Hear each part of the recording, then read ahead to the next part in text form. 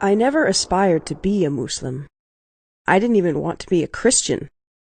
The whole concept of organized religion was distasteful. I sought to use my mind, not resort to some ancient book for assistance in living my life. If you had offered me millions of dollars to join one faith or another, I would have declined. One of my preferred authors was Bertrand Russell, who maintained that religion is little more than superstition and generally harmful to people. He believed the religious outlook served to inhibit knowledge and promote fear and dependency, in addition to being accountable for much of our world's wars.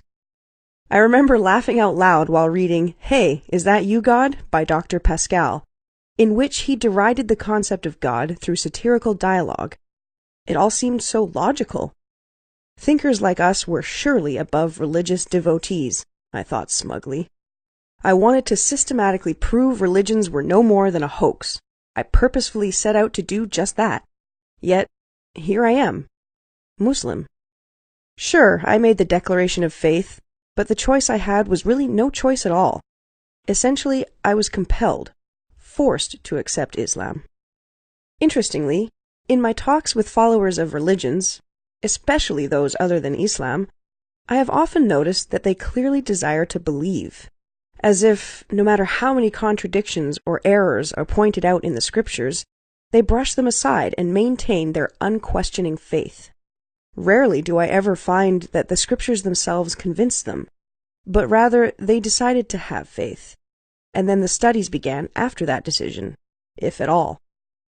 They knew what they believed, either by having been raised upon it, or, like a friend of mine told me, Islam seems foreign, so I never looked into it.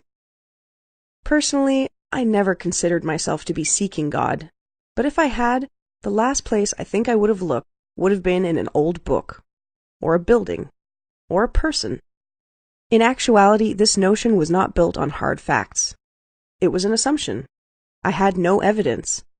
When I undertook reading the religious books, I was not biased towards them, but my intentions were to look for flaws.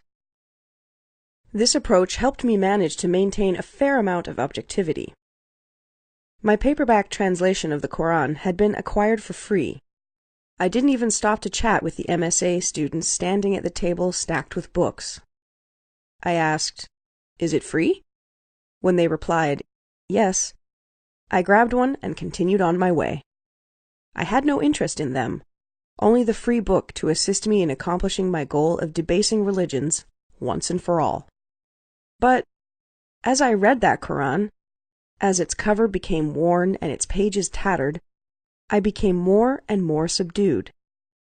It was distinct from the other religious books I had also collected. I could understand it easily. It was clear. A friend of mine once began ranting about how God in Islam is angry and vengeful. I came to its defense without even realizing it, opening it up and easily flipping to one of the many pages that said, "Surely God is forgiving, merciful." It was as if the Quran was speaking to me directly, responding to my life. It was an old book, but somehow it was entirely relevant. The Quran was appealing to my intellect, offering me signs and then telling me to think, to ponder and consider. It rejected the notion of blind faith, but encouraged reason and intelligence. It directed humanity towards goodness, recognition of the Creator, plus moderation, kindness, and humility. After some time and life-changing experiences, my interest intensified. I began reading other books about Islam. I found that the Quran contained prophecies, as did many of the hadiths. I found that the Prophet, peace be upon him, was corrected several times in the Quran. This seems strange if he had, in fact, been its author. I remember the warm artificial lighting in my apartment, and the weight of the air on the night I read this verse. Have those who disbelieved not considered that the heavens and the earth were a joined entity, and we split them asunder and made from water every living thing? Then will they not believe? My mind was split when I read this. It was the Big Bang. Suddenly not just a theory, and every living thing from water, wasn't that what scientists had just discovered? I was astonished. It was the most exciting and yet frightening time of my life. Now what? There were only two choices, and one was no choice at all. I could not deny what I had discovered, ignoring it and going on with my life as before, though I did consider it briefly. That left only one option. I knew I had to accept Islam, because the only alternative was denying truth.